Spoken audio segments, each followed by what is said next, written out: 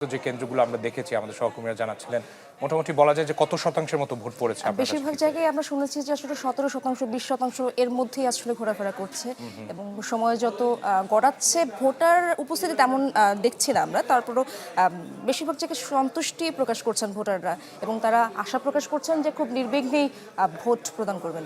তবে সকাল থেকে আমরাও লক্ষ্য করলাম যে যারা সাধারণ ভোটার ভোট দিতে এসেছেন তারা তাদের প্রতিক্রিয়ায় বলেছেন যে এখন পর্যন্ত সুষ্ঠু পরিবেশে তারা ভোটাধিকার প্রয়োগ করতে পেরেছেন। আমাদের সহকর্মীরা আরও অপেক্ষায় রয়েছেন, আমরা আপনাদেরকে নিয়ে যেতে চাই ঢাকা ৯ আসনে যেই এলাকাগুলো নিয়ে ঢাকা ৯ আসন বিস্তৃত। আমাদের সহকর্মী জিনিয়া কবি সূচনা সকাল থেকে বিভিন্ন কেন্দ্র ঘুরে দেখছেন। সূচনা শুনতে পাচ্ছেন আশা করি, এখন কোন কেন্দ্রে অবস্থান করছেন? ভোট কাস্টিং কত শতাংশ পড়েছে বলে খবর আছে আপনার কাছে?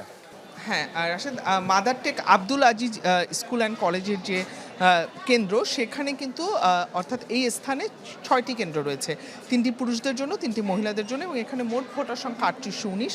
সকাল 7:30টায় ভোট প্রদান শুরু হয়েছে এবং এখন পর্যন্ত অর্থাৎ দুপুর 12টা পর্যন্ত 1168, অর্থাৎ প্রায় 30% ভোট ইতিমধ্যে কাস্টিং হয়েছে এবং আপনি দেখতে পাচ্ছেন যে এখনও ভোটাররা আসছে। আমরা অন্যান্য বেশ কিছু কেন্দ্র ঘুরেছি, খিলগাঁও, সবুজবাগ এই আসনের, সেখানে কিন্তু ভোটার উপস্থিতি কম দেখেছি। সেই তুলনায় এই কেন্দ্রটিতে আমরা দেখতে পেয়েছি বেশ ভিড় রয়েছে, কিন্তু এখানকার দুজন আলোচিত প্রার্থীর মধ্যে একজন স্বতন্ত্র প্রার্থী তাসনিম জারা, তিনি কিন্তু অভিযোগ করেছিলেন যে এখানে আসলে ভোটারদেরকে ভিন্নভাবে প্রভাবিত করা হচ্ছে ধানের শীষের পক্ষ থেকে। তো আমি একটু বুথগুলো একটু ঘুরে দেখতে চাই। এখানে আমি পুরুষদের বুথে এই মুহূর্তে আছি, আমি একটু যেতে চাই বুথের ভেতরে। এখানে আসলে সবাই ভোট দিচ্ছে নির্বিঘ্নে। আপনি কোন দলের পোলিং এজেন্ট? আমি পোলিং অফিসার। পোলিং অফিসার, আচ্ছা। কেমন হচ্ছে ভোট? আলহামদুলিল্লাহ ভালো। আমি একটু নির্মাণে নাম্বার 1 শাহ সিমেন্ট দেখাতে চাই পোলিং এজেন্ট রয়েছেন। আপনি কোন দলের পোলিং এজেন্ট? আমি ধানের শীষের পুলিং এজেন্ট। ধানের শীষের পোলিং এজেন্ট, আচ্ছা। আপনি? আমি হচ্ছি আমের পোলিং এজেন্ট, আচ্ছা আচ্ছা। আমি শাপলাকলির। শাপলাকলির, আচ্ছা। কেমন হচ্ছে ভোট? ইনশাল্লাহ ভালো, এখন পর্যন্ত ঠিক আছে সবকিছু, বাকিটা আল্লাহ ভরসা। আচ্ছা, আপনার কাছে আপনি কোন দলের পোলিং? আমি টেলিভিশনের, আচ্ছা। একটি বিষয় এখানে আমরা দেখেছি যে এখানে কিন্তু তাসনিম জারা অর্থাৎ স্বতন্ত্র প্রার্থী যিনি, তার কোনো পোলিং এজেন্ট দেওয়া হয়নি এবং আমরা প্রিজাইডিং অফিসারের সাথে একটু এই বিষয়টা নিয়ে কথা বলতে চাই যে কেন এখানে আমরা 6টি বুথে ঘুরেছি রাশেদ, কিন্তু আমরা দেখিনি যে এখানে শাপলাকলি ফুটবল মার্কার যে স্বতন্ত্র প্রার্থী, তাদের কোনো পোলিং এজেন্ট আমরা দেখিনি। একটু প্রিজাইডিং অফিসার নুর ইসলাম আছেন আমাদের সাথে, একটু কথা বলতে চাই আপনার সাথে যে আমরা পুরো কেন্দ্র ঘুরে দেখলাম যে এখানে সব দলেরই আছে, তবে তাসনিম জারার অর্থাৎ ফুটবল নিয়ে যিনি স্বতন্ত্র প্রার্থী, তার কোনো পোলিং এজেন্ট আমরা দেখিনি। কারণটা বলবেন? কারণটা আসলে আমরা জানি না, ওনার কোনো পুলিং এজেন্ট আমাদের কাছে আসেনি। আমরা কালকে রাত অনেকে তো সন্ধ্যাবেলা এখানে আমাদের আইডি কার্ড দিয়ে গেছে, আজকে সকালে দিয়েছে, ওনার প্রতিনিধি কেউ আসেনি এখানে। আমরা আসলে জানি না উনি কেন যে দেয়নি। আমিও চাইছিলাম যে উনি একজন আলোচিত একজন প্রার্থী, আমরা অনেক অনুসরণ, কিন্তু উনি দেয়নি। এটাই হলো বাস্তবতা। আচ্ছা, কিন্তু উনি কিন্তু আবার অভিযোগ করেছেন যে ওনার যারা পোলিং এজেন্ট আছেন তাদেরকে ঢুকতে দেওয়া হচ্ছে না, কিংবা এখানে ভোট অনেকটা বেশি প্রভাবিত করা হচ্ছে। আপনি কি বলবেন? না, এরকম এখানে কোনো ওই রকম নাই, মানে খবর নাই যে কেউ প্রভাবিত করছে।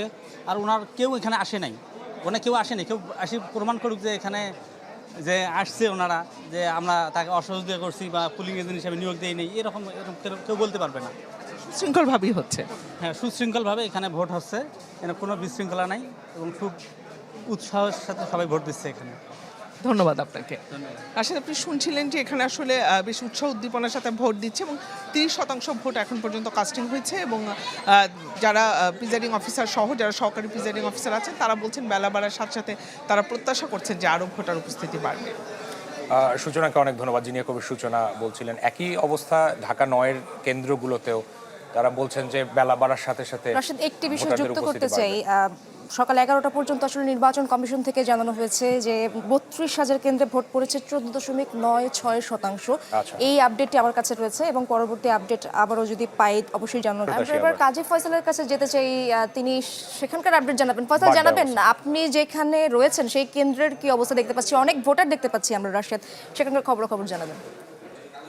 আমি আছি রাজধানীর রামপুরায় একরামুন্নেসা উচ্চ বিদ্যালয় এবং এখানে ভোটার সংখ্যা 2300 অধিক আসলে একটি চিত্র কিন্তু লক্ষণীয় যে আপনি দেখবেন যে এখানে আমার পেছনে এবং আশপাশে যে ভোটার রয়েছে সবাই কিন্তু প্রায় একই বয়সী, সবাই কিন্তু তরুণ।